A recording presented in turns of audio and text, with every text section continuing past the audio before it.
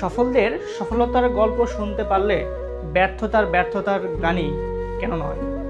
So আমরা যেমন সফলদের সফলতার গল্প শুনতে ভালোবাসি, ঠিক তেমনিভাবে আমরা কিন্তু ব্যর্থতার কথা মনে রাখি না। কিন্তু এই ব্যর্থতার পিছনে বা যে ব্যক্তিটা ব্যর্থ হচ্ছে কতটা পরিশ্রম থাকে, কতটা রাত জাগা ঘুম থাকে, সে কিন্তু সেই জানে। এইচএসসি 23 ব্যাচ, তোমরা যারা এই বছর পাবলিকে চান্স পেয়েছো, সেকেন্ড টাইম দিয়ে চান্স পেয়েছো, অনেক অনেক শুভকামনা। এবং যারা চান্স পাওনি তাদের ব্যর্থতার দায়ভারটা আমরাই নিচ্ছি। হয়তো বা আমাদের মধ্যে কমতি ছিল, বা হয়তো বা সৃষ্টিকর্তা তোমার প্রতি তোমার ভাগ্যে এটাই লিখে রেখেছে। সো এই জন্য হয়নি। বাট হয়নি মানে কি তুমি কি এখানে শেষ? তোমার লাইফ কি এখানে শেষ? একদমই না। সো দেখো, এখানে কয়েকটা বিষয় লেখা আছে বোর্ডে। একটা হচ্ছে লস্ট, তুমি হেরে যাচ্ছ, বা তুমি হয়তো বা ফেল করেছো, তোমার হয়তো বা লাক তোমার ফেভার করেনি, তোমার হয়তো বা পাবলিকিয়ান সুযোগটা হয়নি। বাট তার মানে কিন্তু এই না যে তুমি এখানে শেষ।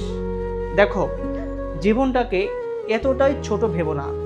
সৃষ্টিকর্তা হয়তো বা তোমার জন্য মঙ্গল কিছু রেখেছে, বা তোমার জন্য যেটা মঙ্গল তুমি সেটাই পাবা। হ্যাঁ, তুমি হয়তো বা খুব বেশি পরিশ্রম করেছো, বা তুমি হয়তো বা অনেক রাত জাগা ঘুম কে মাটি করে তুমি পড়াশোনা করেছো, অনেক কষ্ট করেছো, অনেকে অনেক সহজে পেয়ে গেছে, বা তোমার অনেক পরিশ্রম করে তুমি পাও নাই। বাট মনে রাখবা, যেটা আমাদের জন্য মঙ্গল সেটাই হয়। দেখো, যে বা যারা পাবলিকে চান্স পাচ্ছে, সে কি বলতে পারবে তার লাইফটা সফল বা সে সফল কাম? অবভিয়াসলি না। কারণ ঢাকা ভার্সিটি বলো, বা যেখানে পাবলিক ইউনিভার্সিটি বলো, রাবি, চবি, জাহাঙ্গীরনগর বা গুচ্ছ মধ্যে যেগুলো আছে, সেখানে পড়েও কিন্তু অনেকে আছে বেকার। বাট অনেকেই আছে যে ন্যাশনালে পড়ে বা প্রাইভেটে পড়ে ভালো কিছু করতেছে। সো তোমার মধ্যে যদি পটেনশিয়ালিটি থাকে, তুমি যদি কোনো একটা বিষয়ে দক্ষ হও, তাহলে ইনশাল্লাহ তুমি সেই পাবলিকান থেকে তুমি ভালো করতে পারবে। আমার একজন টিচার, আমি ইন্টারমিডিয়েটে যখন ছিলাম তখন তার কাছে হচ্ছে আমি ইংলিশ পড়তাম, বা অনেকের কাছে আমি পড়তাম বেশি সময়। তো তিনি হচ্ছে পড়াশোনা শেষ করার পরে বেকার আছে। আবার আমার একজন টিচার, আমি যার কাছে হচ্ছে ক্লাস 5, 6, 7, 8 পড়াশোনা করেছিলাম, বাট তিনি হচ্ছে ঢাকা কলেজ থেকে পড়াশোনা করেছে, বাট সেখান থেকে বিসিএস ক্যাডার। সো দেখো, ঢাকা ভার্সিটিতে পড়েও সে বেকার, এবং ঢাকা কলেজে অনার্স মাস্টার করেও সে কিন্তু মানে একজন বিসিএস ক্যাডার। সো খেয়াল করো, এখানে কিন্তু ইনস্টিটিউশন ফ্যাক্ট না। তুমি যখন ফিউচার জবে যাবা, সেখানে লাগবে হচ্ছে তোমার স্কিল, তুমি কতটুকু স্কিলফুল, তুমি কতটুকু দক্ষ। সো সেখানে পাবলিকিয়ান, প্রাইভেটিয়ান, সাত কলেজ নাকি ন্যাশনাল কোনো ফ্যাক্টর না। সো তুমি যেখানে থাকো চেষ্টা করবা যে তুমি যে বনে থাকো তুমি সেই বনের বাঘ হবা। সো তুমি যেখানে থাকো না কেন, তুমি সেখান থেকে যে বেস্টটা দাও, তুমি চেষ্টা করো যে আমি নিজেকে স্কিলফুল মানুষ হিসেবে গড়ে তুলবো, তাহলে ইনশাল্লাহ পারবে। আর গার্ডিয়ান যারা আছেন তাদেরকে আমি রিকোয়েস্ট করবো যে আপনার সন্তানকে খুব বেশি প্রেশার দিবেন না। সে কিন্তু চেষ্টা করেছে, সে প্রথমবার পারেনি, হয়তো বা সে সেকেন্ডবারও পারেনি, কিন্তু তাকে আপনি সাপোর্ট দিন। সে এখন যেখানে ভর্তি হবে বা যেখানে আছে, তাকে সেখান থেকে শুরু করতে দিন। তার নিজের যে ইচ্ছাটাকে, তার যে শক্তি, তার পরিশ্রম একটু দেখেন যে কতটুকু পরিশ্রম করেছে। সো তাকে সাপোর্ট দেন।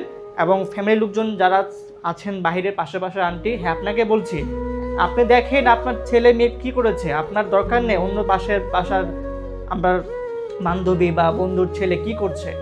নো, তাকে আপনি প্রেশার দিয়েন না, কারণ এই সমাজের বোঝা তাকে মনে করবেন না কখনো। কারণ ফিউচার কি বলবে বা সে ফিউচার কী করবে একমাত্র সে বলতে পারে, বা তার সৃষ্টিকর্তা বলতে পারে।